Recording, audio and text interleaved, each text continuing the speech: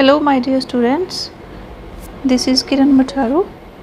I am working as SST Mistress at Government Middle School Kasimpushina of District Mansa. As you know, we have already completed our first part, class number 1, and today we are going to start next part 2 of lesson number 1. So get ready. So start with the satellite. हाँ जी, satellite की हुंदा उपग्रह है ना. These are those small gaseous or solid heavenly bodies that move around the planets. हाँ जी, हुण ये सारियां जिहड़ियां हुंदे सैटेलाइट्स हुंदे उपग्रह हुंदे आ, ये छोटे छोटे गैसिक जां जिहड़े सॉलिड है ना, ठोस खगोली पिंड जां आकाशी गोले हुंदे आ जिहड़े कि प्लैनेट्स दे आले दुआले घुमदे आ. These are called satellites ते इन्हां नूं आपां की कह दिंदे आ, satellites. Like planets, satellites also have no light or heat of their own.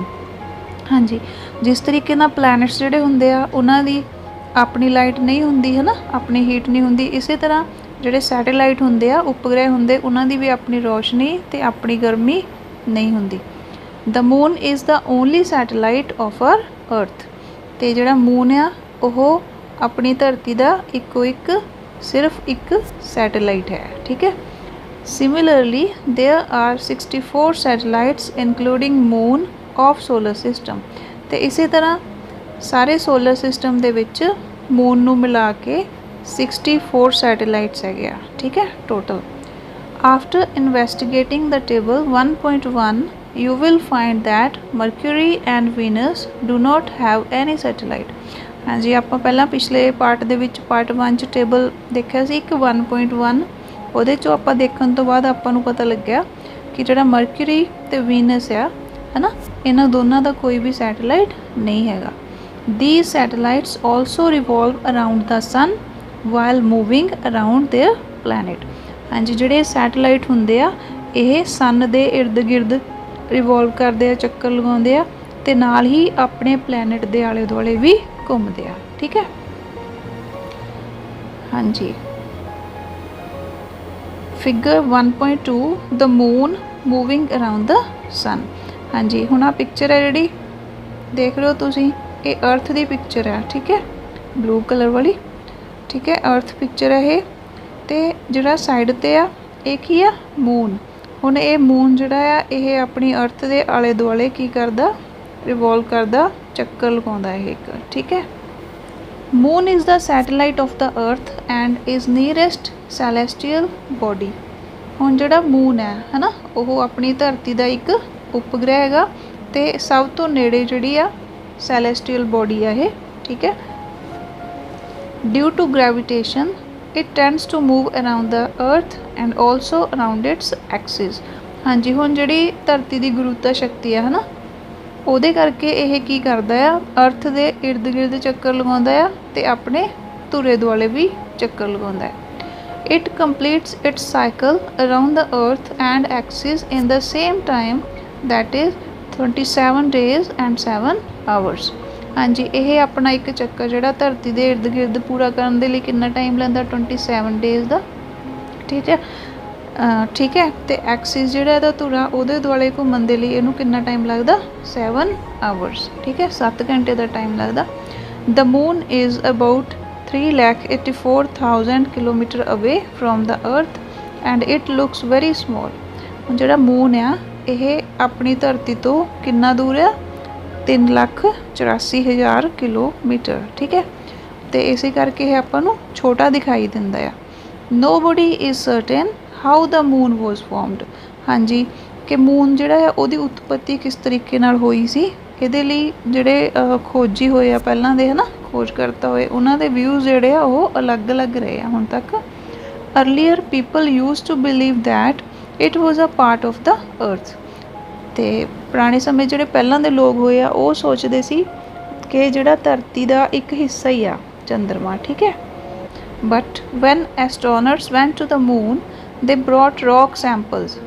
ਪਰ ਜਦੋਂ ਜਿਹੜੇ ਐਸਟਰੋਨੌਟ ਸੀਗੇ, ਜਦੋਂ ਵੀ ਉਹ ਮੂਨ 'ਤੇ ਗਏ ਪਹਿਲਾਂ ਵਿਗਿਆਨੀ ਹੈ ਨਾ, ਜਾਂ ਪੁਲਾੜ ਯਾਤਰੀ ਕਹਿ ਸਕਦੇ ਹੋ ਤੁਸੀਂ, ਅਤੇ ਉਹਨਾਂ ਨੇ ਉੱਥੋਂ ਕੀ ਕੀਤਾ, ਉਹ ਮੂਨ ਤੋਂ ਰੌਕ ਸੈਂਪਲਸ ਲੈ ਕੇ ਆਏ, ਮਤਲਬ ਉੱਥੋਂ ਦੀਆਂ ਜਿਹੜੀਆਂ ਚਟਾਨਾਂ ਦੇ ਨਮੂਨੇ ਸੀ ਹੈ ਨਾ, ਜੋ ਵੀ ਕੁਛ ਉੱਥੋਂ ਉਹਨਾਂ ਨੂੰ ਮਿਲਿਆ ਉਹ ਲੈ ਆਏ ਨੀਚੇ। Those rock samples on examination have proved this theory wrong. ਅਤੇ ਉਹ ਜਿਹੜੀ ਸੈਂਪਲ ਸੀਗੇ ਜਦੋਂ ਉਹਦੀ ਐਗਜ਼ਾਮੀਨੇਸ਼ਨ ਕੀਤੀ ਗਈ ਹੈ ਨਾ, ਉਹਨੂੰ ਚੈੱਕ ਕੀਤਾ ਗਿਆ ਤਾਂ ਉਹ ਤੋਂ ਇਹ ਸਾਬਿਤ ਹੋਇਆ ਕਿ ਇਹ ਜਿਹੜੀ ਥਿਊਰੀ ਆ, ਇਹ ਧਾਰਨਾ ਇਹ ਗਲਤ ਆ। Therefore the moon is not a part of the earth. ਠੀਕ ਹੈ, ਅਤੇ ਹੁਣ ਇਹੀ ਸਮਝਿਆ ਜਾਂਦਾ ਕਿ ਜਿਹੜਾ ਮੂਨ ਆ ਉਹ ਧਰਤੀ ਦਾ ਹਿੱਸਾ ਨਹੀਂ ਹੈਗਾ। Perhaps the moon was formed during the same time as the earth. ਅਤੇ ਸ਼ਾਇਦ ਇਹ ਜ਼ਰੂਰ ਮੰਨਿਆ ਜਾਂਦਾ, ਠੀਕ ਹੈ, ਕਿ ਜਿਹੜਾ ਮੂਨ ਆ ਅਤੇ ਜਿਹੜੀ ਅਰਥ ਆ, ਇਹ ਦੋਨਾਂ ਜਿਹੜੀ ਫੋਰਮੇਸ਼ਨ ਹੈ ਇਹਨਾਂ ਦੀ ਉਤਪਤੀ ਆ ਉਹ ਇੱਕੋ ਹੀ ਸਮੇਂ ਦੇ ਵਿੱਚ ਹੋਈ ਸੀ। ਠੀਕ ਹੈ। Under the Apollo project now we know more about the moon than any other heavenly bodies. ਹਾਂਜੀ, ਜਦੋਂ ਦਾ ਅਪੋਲੋ ਪ੍ਰੋਜੈਕਟ ਜਿਹੜਾ ਸੀ ਲਾਂਚ ਹੋਇਆ ਸੀ, ਉਸ ਤੋਂ ਬਾਅਦ ਸਾਨੂੰ ਮੂਨ ਦੇ ਵਿੱਚ ਬਾਰੇ ਸਾਰੀਆਂ ਹੈਵਨਲੀ ਬੋਡੀਜ਼ ਜਿੰਨੀਆਂ ਵੀ ਹੈਗੀਆਂ, ਸਭ ਤੋਂ ਵੱਧ ਸਾਨੂੰ ਮੂਨ ਦੇ ਬਾਰੇ ਪਤਾ ਚੱਲਿਆ। Neil Armstrong and Edwin Aldrin set foot on the moon on July 21st, 1969 for the first time and they found uplands and valleys। ਸਭ ਤੋਂ ਪਹਿਲਾਂ ਨੀਲ ਆਰਮਸਟਰੋਂਗ ਅਤੇ ਐਡਵਿਨ ਐਲਡਰਿਨ ਜਿਹੜੇ ਸੀ, ਉਹਨਾਂ ਨੇ ਜੁਲਾਈ 21, 1969 ਨੂੰ ਚੰਦ ਦੇ ਉੱਪਰ ਪਹਿਲੀ ਵਾਰੀ ਕੀ ਰੱਖਿਆ ਸੀ, ਆਪਣਾ ਪੈਰ ਰੱਖਿਆ ਸੀ। ਠੀਕ ਹੈ, ਸਭ ਤੋਂ ਪਹਿਲਾਂ ਉਹ ਗਏ ਸੀ ਅਤੇ ਉੱਥੇ ਉਹਨਾਂ ਨੇ ਦੇਖਿਆ ਸੀ ਕਿ ਉੱਥੇ ਵੀ ਪਹਾੜ ਅਤੇ ਘਾਟੀਆਂ ਹੈਗੀਆਂ। ਠੀਕ ਹੈ, ਮੂਨ ਦੇ ਉੱਪਰ। The moon photograph taken from the space. ਹਾਂਜੀ, ਹੁਣ ਉੱਪਰੋਂ ਸਪੇਸ ਦੇ ਵਿੱਚੋਂ ਆਹ ਮੂਨ ਦੀ ਜਿਹੜੀ ਪਿਕਚਰ ਆ ਉਹ ਲਈ ਗਈ ਆ। ਠੀਕ ਹੈ। Like our Earth, the moon too is not a glowing body. It also glows due to the reflection of sunlight. ਹਾਂਜੀ, ਹੁਣ ਜਿਸ ਤਰ੍ਹਾਂ ਆਪਣੀ ਧਰਤੀ ਆ, ਉਸੇ ਤਰੀਕੇ ਨਾਲ ਜਿਹੜਾ ਮੂਨ ਆ, ਚੰਦਰਮਾ ਆ, ਉਹਦੀ ਵੀ ਜਿਹੜੀ ਬੋਡੀ ਆ, ਠੀਕ ਹੈ, ਉਹ ਵੀ ਗਲੋਇੰਗ ਨਹੀਂ ਹੈਗੀ। ਅਤੇ ਉਹਦੇ 'ਚ ਜਿਹੜੀ ਰੋਸ਼ਨੀ ਆ ਉਹ ਕਾਹਦੇ ਨਾਲ ਦਿਖਾਈ ਦਿੰਦੀ ਆ, ਉਹ ਵੀ ਸੂਰਜ ਦੀ ਰੋਸ਼ਨੀ ਜਦੋਂ ਉਹਦੇ ਉੱਤੇ ਰਿਫਲੈਕਟ ਕਰਦੀ ਆ, ਹੈ ਨਾ, ਉਸ ਤੋਂ ਬਾਅਦ ਹੀ ਉਹ ਚਮਕਦਾ ਦਿਖਾਈ ਦਿੰਦਾ ਆ। As the moon revolves around the earth, its position in relation with the sun changes every day।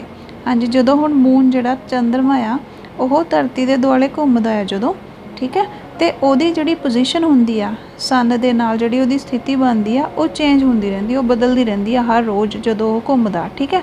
This is how it appears different each night. ਅਤੇ ਇਸੇ ਕਰਕੇ ਉਸ ਸਥਿਤੀ ਦੇ ਆਧਾਰ 'ਤੇ ਹੀ ਜਿਹੜੀ ਉਹਦੀ ਜਿਹੜਾ ਉਹ ਸਾਈਜ਼ ਆ ਉਹਦਾ, ਹੈ ਨਾ, ਉਹ ਅਲੱਗ ਦਿਖਾਈ ਦਿੰਦਾ ਹਰ ਰਾਤ ਨੂੰ। ਇਨ ਰਿਐਲਿਟੀ ਦ ਮੂਨ ਨਾਈਦਰ ਡੀਕਰੀਜ਼ਿਜ਼ ਨੋਟ ਇਨਕਰੀਜ਼ਿਜ਼। ਠੀਕ ਹੈ, ਅਤੇ ਅਸਲ ਦੇ ਵਿੱਚ ਕੀ ਆ ਕਿ ਜਿਹੜਾ ਮੂਨ ਆ, ਨਾ ਤਾਂ ਉਹਦਾ ਸਾਈਜ਼ ਵੱਧਦਾ ਆ ਅਤੇ ਨਾ ਹੀ ਘਟਦਾ ਆ। ਠੀਕ ਹੈ, ਨਾ ਡਿਕਰੀਜ਼ ਹੁੰਦਾ ਮੀਨਸ ਨਾ ਘਟਦਾ, ਅਤੇ ਨਾ ਹੀ ਇਨਕਰੀਜ਼ ਹੁੰਦਾ, ਨਾ ਹੀ ਉਹ ਵੱਧਦਾ। It is only the position of moon in front of the sun that made it look small or large. ਠੀਕ ਹੈ, ਅਤੇ ਇਹ ਸਿਰਫ ਉਹਦੀ ਸਥਿਤੀ ਹੈਗੀ ਆ ਮੂਨ ਦੀ, ਜਿਹੜੀ ਕਿ ਸਨ ਦੇ ਸਾਹਮਣੇ ਜਦੋਂ ਉਹ ਆਉਂਦਾ। ਠੀਕ ਹੈ, ਅਤੇ ਉਹਦੇ ਆਧਾਰ 'ਤੇ ਹੀ ਉਹਦਾ ਸਾਈਜ਼ ਜਿਹੜਾ ਹੈ ਛੋਟਾ ਜਾਂ ਵੱਡਾ ਦਿਖਾਈ ਦਿੰਦਾ। ਠੀਕ ਹੈ, ਜਿਹੜਾ ਹਿੱਸਾ ਮਤਲਬ ਦੂਰ ਹੋ ਜਾਂਦਾ, ਸਨ ਦੇ ਅੱਗੇ ਆ ਜਾਂਦਾ, ਉਹ ਆਪਾਂ ਨੂੰ ਦਿਖਦਾ ਨਹੀਂ ਅਤੇ ਆਪਾਂ ਨੂੰ ਲੱਗਦਾ ਕਿ ਹੁਣ ਇਹਦਾ ਸਾਈਜ਼ ਛੋਟਾ ਹੋ ਗਿਆ। ਠੀਕ ਹੈ। The far side of the moon faces the sun is also illuminated but we can't see that side of the moon. ਹੁਣ ਜਿਹੜਾ ਚੰਦਰਮਾ ਦਾ ਦੂਰ ਦਾ ਹਿੱਸਾ ਹੁੰਦਾ, ਠੀਕ ਹੈ, ਜਿਹੜਾ ਸਨ ਦੇ ਵੱਲ ਨੂੰ ਜਿਹਦਾ ਫੇਸ ਹੁੰਦਾ, ਠੀਕ ਹੈ, ਉਹ ਵੀ ਰੋਸ਼ਨੀ ਉਹਦੇ 'ਚ ਵੀ ਹੁੰਦੀ ਹੈ, ਉਹ ਵੀ ਚਮਕਦਾ ਹੁੰਦਾ ਉਸ ਟਾਈਮ, ਬਟ ਆਪਾਂ ਉਹਨੂੰ ਦੇਖ ਨਹੀਂ ਸਕਦੇ। ਠੀਕ ਹੈ, ਉਸ ਸਾਈਡ ਨੂੰ ਆਪਾਂ ਮੂਨ ਦੀ ਨੂੰ ਦੇਖ ਨਹੀਂ ਸਕਦੇ। This phase of moon is called as new moon. ਅਤੇ ਉਸ ਸਾਈਡ ਨੂੰ ਜਦੋਂ ਆਪਾਂ ਨੂੰ ਦਿਖਾਈ ਨਹੀਂ ਦਿੰਦਾ ਮੂਨ, ਠੀਕ ਹੈ, ਉਸ ਜਿਹੜੀ ਫੇਜ਼ ਹੁੰਦੀ ਆ ਉਹਨੂੰ ਆਪਾਂ ਕੀ ਕਹਿ ਦਿੰਦੇ ਹਾਂ, ਆਪਾਂ ਉਹਨੂੰ ਨਿਊ ਮੂਨ ਦਾ ਨਾਮ ਦਿੰਦੇ ਹਾਂ, ਜਿਹਨੂੰ ਪੰਜਾਬੀ 'ਚ ਆਪਾਂ ਕਹਿ ਦਿੰਦੇ ਮੱਸਿਆ। ਠੀਕ ਹੈ। Gradually from a slim crescent the shape grows to full moon in 15 days. ਅਤੇ ਫਿਰ ਹੌਲੀ ਹੌਲੀ ਕੀ ਹੁੰਦਾ, ਇਹਦਾ ਜਿਹੜਾ ਸਾਈਜ਼ ਆ ਹੈ ਨਾ, ਉਹ ਦਾਤਰੀ ਨੂੰਮਾ ਵੱਧਦਾ ਜਾਂਦਾ ਆ। ਠੀਕ ਹੈ, ਜਿਹੜੀ ਇਹਦੀ ਸ਼ੇਪ ਆ ਉਹ ਚੇਂਜ ਹੁੰਦੀ ਜਾਂਦੀ ਆ। ਠੀਕ ਹੈ, ਅਤੇ ਫਿਰ ਇਹ ਫੁੱਲ ਮੂਨ 15 ਦਿਨਾਂ ਬਾਅਦ ਫਿਰ ਇਹ ਫੁੱਲ ਮੂਨ ਬਣ ਜਾਂਦਾ ਆ। This bright surface slowly disappear again into another new moon. ਫਿਰ ਇਹ ਜਿਹੜੀ ਚਮਕਦੀ ਹੋਈ ਸਰਫੇਸ ਹੁੰਦੀ, ਹੌਲੀ ਹੌਲੀ ਫਿਰ ਇਹ ਡਿਸਅਪੀਅਰ ਮੀਨਸ ਅਲੋਪ ਹੋਣੀ ਸ਼ੁਰੂ ਹੋ ਜਾਂਦੀ ਆ। ਠੀਕ ਹੈ, ਫਿਰ ਕੀ ਹੋ ਜਾਂਦਾ, ਦੁਬਾਰਾ ਤੋਂ ਫਿਰ ਮੱਸਿਆ ਆ ਜਾਂਦੀ ਆ, ਹੈ ਨਾ। ਫੁੱਲ ਮੂਨ ਨੂੰ ਆਪਾਂ ਪੂਰਨਮਾਸ਼ੀ ਕਹਿ ਦਿੰਦੇ ਹਾਂ, ਅਤੇ ਨਿਊ ਮੂਨ ਨੂੰ ਆਪਾਂ ਪੰਜਾਬੀ 'ਚ ਮੱਸਿਆ ਕਹਿ ਦਿੰਦੇ ਹਾਂ। This complete phase is of 29 days and 12 hours. ਤੇ ਇਹ ਜਿਹੜੀ ਸਾਰੀ ਪ੍ਰਕਿਰਿਆ ਹੈਗੀ ਹੈ, ਇਹ ਫੇਜ਼ ਹੈਗੀ ਹੈ, ਇਹ 29 ਦਿਨ ਤੇ 12 ਘੰਟੇ ਚੱਲਦੀ ਰਹਿੰਦੀ ਹੈ, ਹੈ ਨਾ। Figure 1.4 various phases of the moon. ਹਾਂਜੀ, ਹੁਣ ਆਪਾਂ ਇਹ ਚੰਦ ਦੀਆਂ ਵੱਖ-ਵੱਖ ਜਿਹੜੀਆਂ ਸਥਿਤੀਆਂ ਆ, ਹੈ ਨਾ, ਜਿਸ ਤਰੀਕੇ ਨਾਲ ਉਹ ਆਪਾਂ ਨੂੰ ਦਿਖਾਈ ਦਿੰਦਾ ਧਰਤੀ ਤੋਂ, ਇਹ ਸਾਰੀਆਂ ਉਹਦੀਆਂ ਸ਼ੇਪਸ ਬਣੀਆਂ ਹੋਈਆਂ, ਹੈ ਨਾ।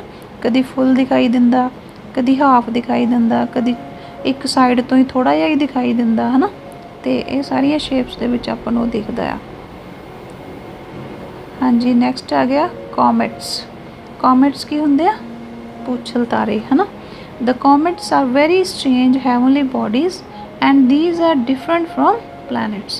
ਹੁਣ ਜਿਹੜੇ ਕੋਮੇਟਸ ਹੈਗੇ ਆ, ਪੂਛਲ ਤਾਰੇ ਆ, ਇਹ ਵੀ ਇੱਕ ਅਦਭੁਤ ਜਿਹੇ ਹੀ ਆਕਾਸ਼ੀ ਜਿਹੜੇ ਪਿੰਡ ਹੈਗੇ ਆ, ਠੀਕ ਹੈ। ਅਤੇ ਜਿਹੜੇ ਪਲੈਨਟਸ ਆ ਉਹਨਾਂ ਨਾਲੋਂ ਇਹ ਅਲੱਗ ਹੁੰਦੇ ਆ। these are the cluster of nebula, elements, gases and dust। ਅਤੇ ਇਹ ਕਾਹਦਾ ਸਮੂਹ ਹੁੰਦਾ ਆ ਅਸਲ 'ਚ? ਜਿਹੜੇ ਨੈਬੂਲਾ ਤੱਤ ਹੈਗੇ ਆ, ਜਾਂ ਗੈਸਾਂ ਹੈਗੀਆਂ, ਜਾਂ ਧੂੜ ਹੈਗੀ ਆ, ਠੀਕ ਹੈ, ਮਿੱਟੀ ਹੈਗੀ ਆ, ਉਹਦਾ ਹੀ ਸਮੂਹ ਹੁੰਦਾ ਇਹ। These appear like a star. ਅਤੇ ਇਹ ਦਿਖਦੇ ਆਪਾਂ ਨੂੰ ਸਟਾਰ ਦੀ ਤਰ੍ਹਾਂ ਹੀ ਆ, ਠੀਕ ਹੈ। These stars appear rarely but accidentally. ਅਤੇ ਇਹ ਜਿਹੜੇ ਸਟਾਰਸ ਹੁੰਦੇ ਆ, ਇਹ ਕਦੀ ਕਦੀ ਦਿਖਾਈ ਦਿੰਦੇ ਆ, ਪਰ ਕਈ ਵਾਰੀ ਅਚਾਨਕ ਹੀ ਆਪਾਂ ਨੂੰ ਦਿਖ ਜਾਂਦੇ ਆ ਇਹ, ਠੀਕ ਹੈ। ਉਹਨਾਂ ਨੂੰ ਆਪਾਂ ਕਹਿ ਦਿੰਦੇ comets. The comet is trailed by a long tail of light. ਜਿਹੜਾ ਕੋਮੇਟ ਹੁੰਦਾ ਉਹਦੇ ਪਿੱਛੇ ਇੱਕ ਨਾ ਲੰਬੀ ਰੋਸ਼ਨੀ ਵਾਲੀ ਪੂਛ ਹੁੰਦੀ ਆ, ਹੈ ਨਾ। That is why it is called a tailed star. ਅਤੇ ਇਸੇ ਕਰਕੇ ਇਹਨੂੰ ਕੀ ਕਹਿ ਦਿੰਦੇ ਆ? ਪੂਛਲ ਤਾਰਾ, ਹੈ ਨਾ, ਟੇਲਡ ਸਟਾਰ ਕਹਿ ਦਿੰਦੇ ਆ। While revolving around the sun sometimes it comes very near to the sun. ਅਤੇ ਜਦੋਂ ਇਹ ਸਨ ਦੇ ਇਰਦ ਗਿਰਦ ਘੁੰਮਦੇ ਆ, ਅਤੇ ਕਈ ਵਾਰੀ ਕੀ ਹੁੰਦਾ, ਇਹ ਸਨ ਦੇ ਬਿਲਕੁਲ ਨੇੜੇ ਆ ਜਾਂਦੇ ਆ। ਐਂਡ ਸਮਟਾਈਮਜ਼ ਗੋਜ਼ ਫਾਰ ਅਵੇ। ਅਤੇ ਕਈ ਵਾਰੀ ਬਹੁਤ ਦੂਰ ਚਲੇ ਜਾਂਦੇ ਆ। Its path is elongated narrow loop like. ਅਤੇ ਜਿਹੜਾ ਇਹਨਾਂ ਦਾ ਮਤਲਬ ਪਾਥ ਹੁੰਦਾ, ਹੈ ਨਾ, ਉਹ ਕੀ ਹੁੰਦਾ? ਲੰਬਾ ਹੁੰਦਾ ਅਤੇ ਘੱਟ ਘੇਰੇ ਵਾਲਾ ਹੁੰਦਾ, ਅਤੇ ਉਹਦੇ ਵਿੱਚ ਇੱਕ ਘੁੰਡੀਨੁਮਾ ਆਕਾਰ ਹੁੰਦਾ, ਉਹਦੇ 'ਚ ਇਹ ਮੁੜਿਆ ਹੋਇਆ ਹੁੰਦਾ। Comet Halley named after the astronomer of England Edmond Halley. ਅਤੇ ਜਿਹੜਾ ਕੋਮੇਟ ਹੈਲੇ ਆ, ਜਿਹਨੂੰ ਆਪਾਂ ਕਹਿ ਦਿੰਦੇ ਆ ਹੈਲੇ ਦਾ ਪੂਛਲ ਤਾਰਾ, ਹੈ ਨਾ, ਉਹਨਾਂ ਦਾ ਨਾਮ ਜਿਹੜਾ, ਉਸ ਤਾਰੇ ਦਾ ਨਾਮ ਵੀ ਇੰਗਲੈਂਡ ਦੇ ਐਸਟਰੋਨੋਮਰ ਜਿਹੜੇ ਸੀਗੇ ਆਲਮੰਡ ਹੈਲੇ, ਉਹਨਾਂ ਦੇ ਨਾਮ ਦੇ ਉੱਪਰ ਹੀ ਰੱਖਿਆ ਗਿਆ ਆ। This star appears after a gap of 75 to 76 years. ਅਤੇ ਇਹ ਜਿਹੜਾ ਸਟਾਰ ਆ, ਇਹ ਆਪਾਂ ਨੂੰ 75 ਤੋਂ 76 ਸਾਲਾਂ ਦੇ ਗੈਪ ਦੇ ਵਿੱਚ ਦਿਖਾਈ ਦਿੰਦਾ ਆ। It last appeared in the sky in 1986। ਅਤੇ ਪਿਛਲੀ ਵਾਰੀ ਇਹਨੂੰ ਕਦੋਂ ਦੇਖਿਆ ਗਿਆ ਸੀ? 1986 ਦੇ ਵਿੱਚ ਦੇਖਿਆ ਗਿਆ ਸੀ। ਆਹ ਦੇਖੋ, ਆਹ ਪਿਕਚਰ ਹੈਗੀ ਆ ਕੋਮੇਟ ਦੀ, ਹੈ ਨਾ, ਦਿਖਾਈ ਦੇ ਰਹੀ ਹੈ ਤੁਹਾਨੂੰ? ਇੱਧਰੋਂ ਤੁਹਾਨੂੰ ਲੱਗ ਰਿਹਾ ਵੀ ਇਹ ਇੱਕ ਸਟਾਰ ਆ, ਅਤੇ ਉਹਦੇ ਵਿੱਚੋਂ ਦੀ ਇਹ ਪੂਛ ਜਿਹੀ ਨਿਕਲ ਰਹੀ ਹੈ ਰੋਸ਼ਨੀ ਦੀ, ਹੈ ਨਾ। ਇਹਨੂੰ ਆਪਾਂ ਕਹਿ ਦਿੰਦੇ ਹਾਂ ਵੀ ਇਹ ਤਾਂ ਸਟਾਰ ਆ। ਅਸਲ ਦੇ ਵਿੱਚ ਫਿਰ ਇਹ ਆਪਾਂ ਕੀ ਪੜ੍ਹਿਆ, ਇਹਨੂੰ ਕੀ ਹੁੰਦੇ ਆ? ਇਹ ਕੋਮੇਟ ਹੁੰਦੇ ਆ, ਹੈ ਨਾ। Clear?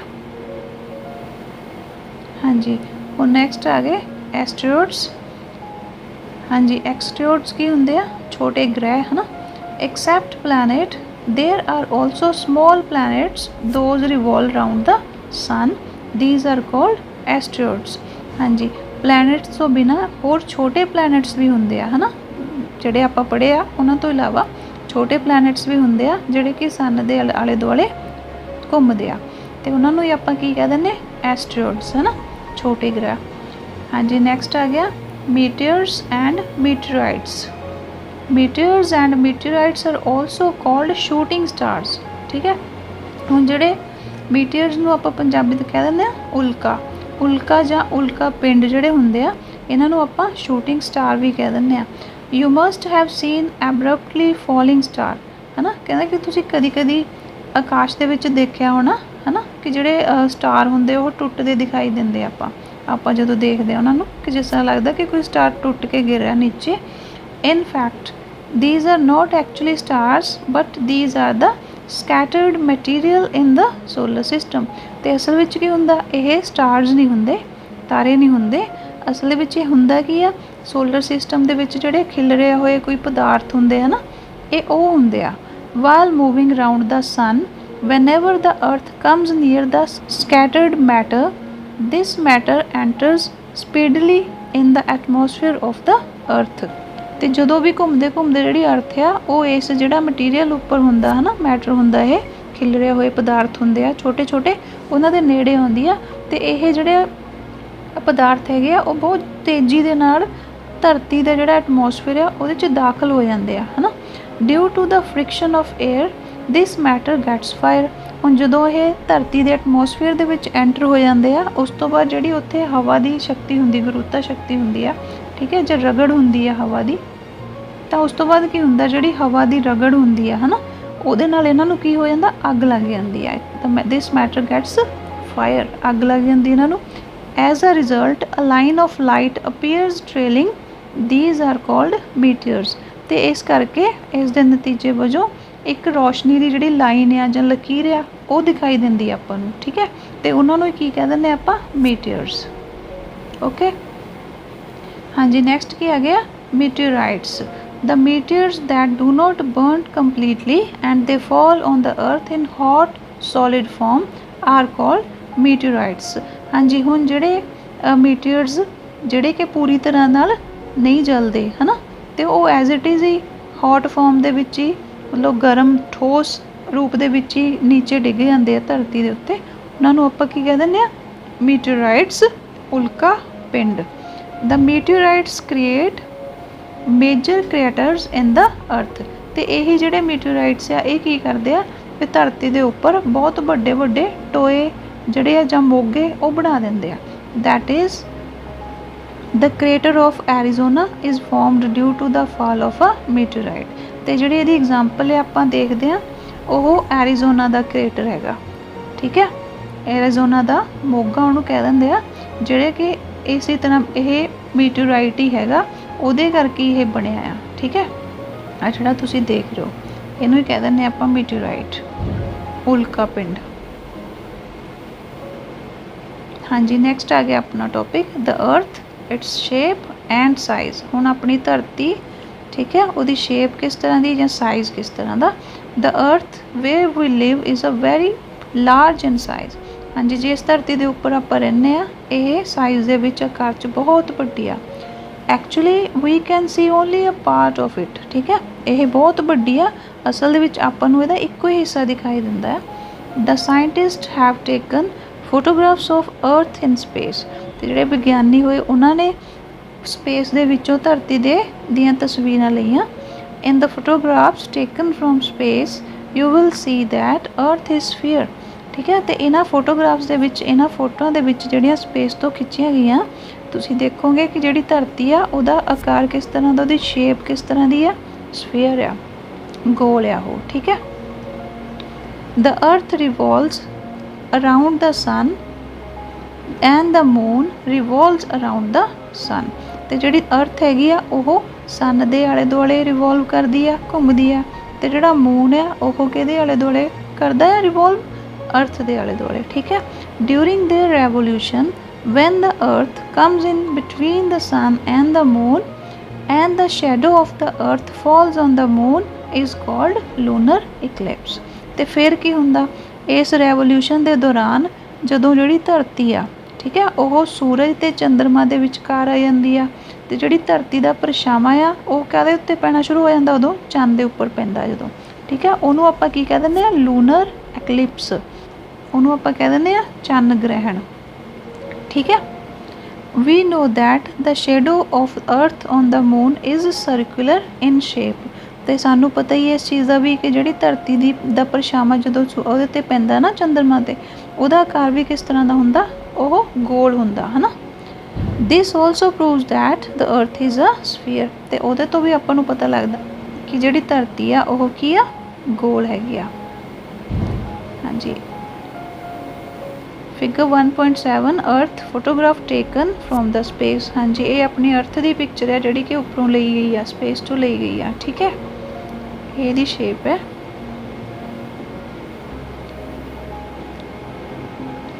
although it has been proven that the earth is like a big ball but still it is not exactly like a ball हाँ जी, कहते कि भावें प्रूव हो चुका है, इस चीज़ की गल साबित हो चुकी है कि जिहड़ी अपनी धरती आ वो एक बॉल की तरह, वड्डी बॉल की तरह ही हैगी आ, है ना। पर फिर भी ये सेम एक गेंद की तरह नहीं हैगी। It is compressed on the poles, क्योंकि ये जिहड़ी पोल्स के उपरों चपटी हुई आ। Such spheres which are flat on the top and bottom are called spheroid. ते जिहड़े स्फीयर्स है ना टॉप तो ते बॉटम तो फ्लैट हैगे आ, उन्होंने ही आपां की कह दिंदे आ, स्फीयराइड कह दिंदे आपां उन्हां नूं। ठीक है, चपटा गोला, इसीलिए आपां अपनी धरती नूं भी कहने आ our earth is an oblate spheroid. ते साडा जिहड़ी साडी धरती आ उन्होंने भी फिर आपां एक चपटा गोला कह दिंदे आ। The north and south ends of the earth where it is flat is called pole. हाँ जी, अपनी नॉर्थ साइड जिहड़ी है धरती दी नॉर्थ एंड जां साउथ एंड जिहड़ा हैगा, ठीक है, जित्थों ये फ्लैट हैगी आ उहनूं आपां की कह दिंदे आ, पोल। पोल दा मतलब ध्रुव। Northern end is called north pole and southern end is called south pole. ठीक है, जिहड़ा नॉर्दर्न एंड हैगा उत्तरी, ठीक है, उहनूं तां नॉर्थ पोल कह दिंदे आ, ते जिहड़ा साउथ वाली साइड ते हैगा उहनूं की कह दिंदे आ, साउथ पोल कह दिंदे आ। The imaginary line that passes through and joins the both ends, that is north and south, is called axis or axis। ते एक imaginary line, एक कल्पित रेखा जिहड़ी कि इन्हां दोनों पोल्स नूं आपस दे विच जोड़दी आ, है ना, नॉर्थ नूं साउथ दे नाल, उहनूं आपां की कह दिंदे आ, एक्सिस। उहनूं कह दिंदे आ आपां धुरा। ठीक है, the earth's axis and imaginary line is not a straight but it makes an angle of 66 1/2 degree to its orbit।